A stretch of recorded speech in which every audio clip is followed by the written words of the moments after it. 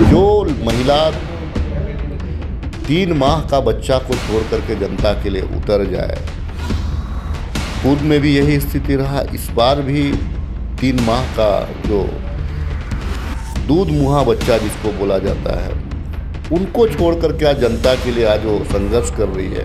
ये तमाम, अगर हम राजधानी की बात करें, यहाँ अंचल में इतना करप्शन है, अंचल के अगर आप आंदोलन करिएगा तो आपको सरकारी काम में बाधा लगा देगा गए, अन्य कारणों से आपको उसमें मेरे साथ बदतमीजी किया गया, मेरे साथ में मारपीट होता नहीं है, कोई भी जनप्रतिनिधि हाथ नहीं छोड़ता है। लेकिन जो जनता होती है आक्रोशित इसीलिए होती है कि उसका काम नहीं हो रहा होता है। नमस्कार, द HD न्यूज़ देख रहे हैं आप और मैं हूं रंजीत कुमार। खिजरी विधायक राजेश कच्छप जी हमारे साथ है। राजेश जी, रामगढ़ चुनावों की घोषणा हो चुकी है, 27 फरवरी को मतदान होना है, तो मध्यावधि चुनाव है, आपकी क्या भूमिका रहेगी? आप क्या ममता देवी के पक्ष में प्रचार करने के लिए वहाँ जा रहे हैं? देखिए, मध्यावधि चुनाव है, हम लोगों के लिए भी चैलेंज है, ये बड़ा चैलेंज है और हम लोग जीतेंगे। ममता देवी के साथ में गलत हुआ है। ममता देवी आंदोलनकारी रही हैं और आंदोलन में इनकी भूमिका आंदोलन का रहा है। गोली तो इन्होंने चलाया नहीं, गोली चलाए पुलिस वालों ने, लेकिन भी सजा इनको मिला। जो मुझे लगता है कि माननीय न्यायालय पे कोई कटाक्ष नहीं होना चाहिए के बावजूद जो साक्ष्य जो जिस प्रकार से इनको घेरा गया, जिस प्रकार से इनको फंसाने का साजिश रचा गया, ये जनप्रतिनिधि अगर नहीं लड़ेगा जनता के लिए और कंपनी का मनमाना चलेगा तो ये जनता का भला नहीं हो सकता है। अभी जो उपचुनाव है, निश्चित तौर से हम लोग पूरे कांग्रेस परिवार, गठबंधन के परिवार पूरे दमखम के साथ में हम लोग वहाँ पे उतरेंगे और निश्चित तौर से जब मांडर उपचुनाव हुआ तो राजेश कच्छप की एक अपनी भूमिका रही है, बेरमो उपचुनाव हुआ तो राजेश कच्छप की वहाँ भी एक अपनी भूमिका रही है। मैं बेरमो में दुग्धा क्षेत्र में मैंने दिन रात मेहनत किया।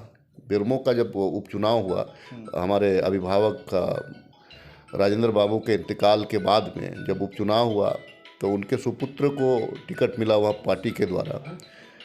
हमने पूरा तन मन लगा करके मैंने वहाँ काम किया। मांडर में उपचुनाव हुआ, जो जेबीएम के जो उम्मीदवार थे, जेबीएम के जो विधायक थे, वो कांग्रेस में आए और कांग्रेस में आने के बाद में उनके परिवार से ही वहाँ टिकट मिला।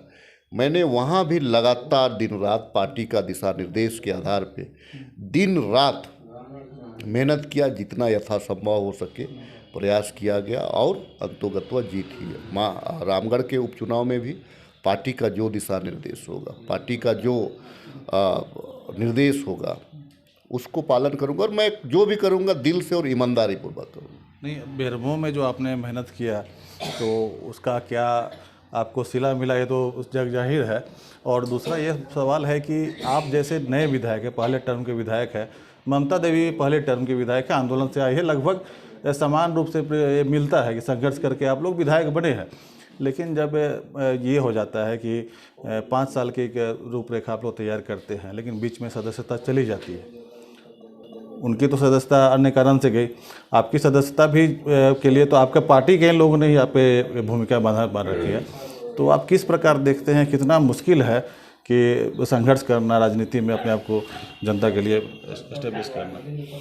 देखिए, मैं MLA फर्स्ट बार का हूँ, लेकिन उससे पहले भी जनता का प्यार मुझे पंचायत प्रतिनिधि के रूप में मुझे मिला। मैं जिला परिषद भी था, मैं 2 टर्म से पंचायत का प्रतिनिधित्व किया।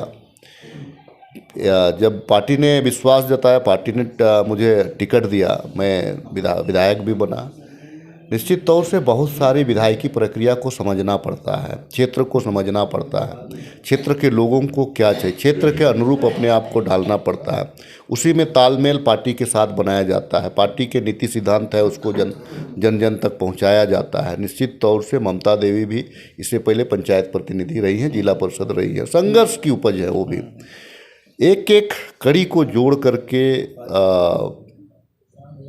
एक इमारत खड़ा किया गया है और निश्चित तौर से जुझारू लेडीज है। जो महिला 3 माह का बच्चा को छोड़ करके जनता के लिए उतर जाए, पूर्व में भी यही स्थिति रहा, इस बार भी 3 माह का जो दूध मुहा बच्चा जिसको बोला जाता है, उनको छोड़कर के आज जनता के लिए आज वो संघर्ष कर रही है।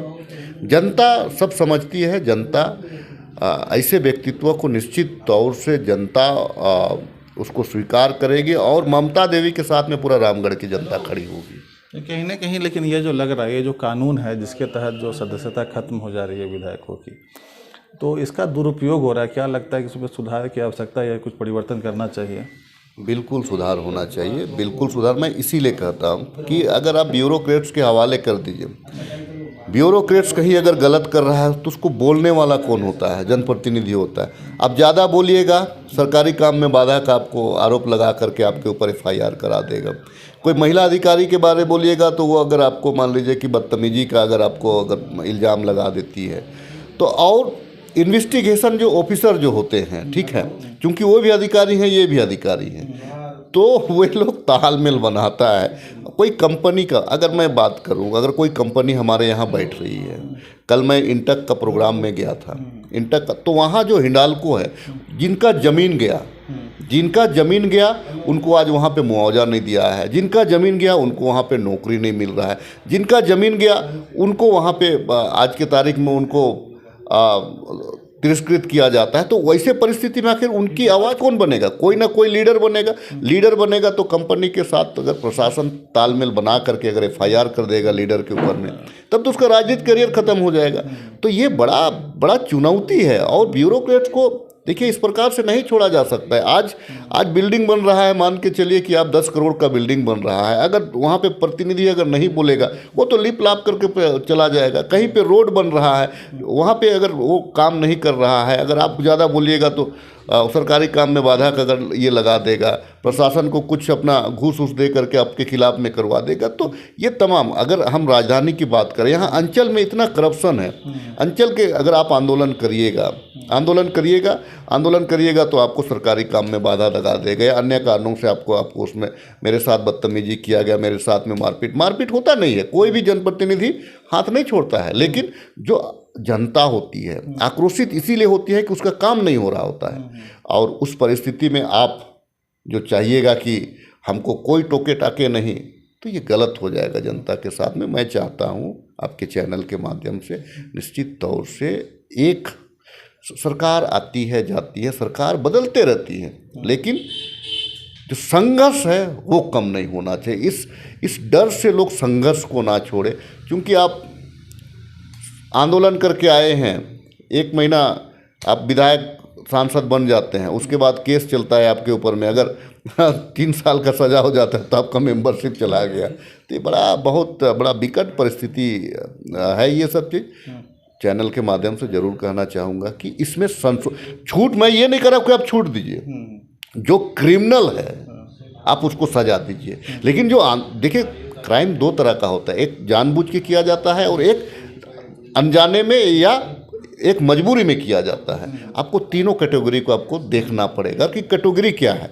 आप अगर मान लीजिए कोई अगर हत्या किया तो मैं थोड़ी कह रहा हूँ, कोई अगर डकैती किया तो मैं थोड़ी कह रहा हूँ कि उसको आप सज़ा नहीं होना चाहिए। लेकिन जनता की जहाँ पे बात हो, देखिए आज देश हमारा आज़ाद हुआ तो जिस टाइम में हमारे नरम दल थे, गरम दल थे, नरम दल के लोग अहिंसावादी से वो आंदोलन करते, लेकिन जो गरम दल थे कहीं कहीं आक्रमण भी करते थे, हथियार भी उठाए, लेकिन आज के तारीख में हमारे वो नायक हैं। तो आने वाले दिन में परिस्थितियाँ आज भी वही हैं, परिस्थितियाँ आज भी, संघर्ष आज भी वही है।